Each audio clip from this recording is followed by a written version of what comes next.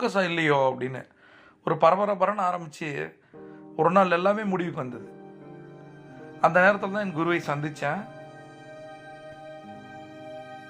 உன்னால் நீ நினைக்கிற மாதிரி உன்னோட துறையில் இருக்க நிறைய ரோல் மாடல்ஸ் பற்றி நீங்கள் பேசுனீங்க, அதை விட பெரிய ஆள் ஆக முடியும், அதுக்கு நம்ம என்ன பண்ணணும் அப்படின்னு அவங்க சொல்லி கொடுத்தாங்க.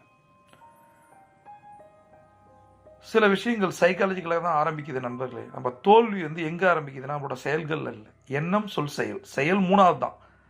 நம்ம என்ன மாதிரி நம்புகிறோம், நம்மளோட தாட் ப்ராசஸ் ரொம்ப ரொம்ப முக்கியம். ரெண்டாவது நம்ம என்ன பேசணும், அது நிறைய இம்பேக்டை கிரியேட் பண்ணும்.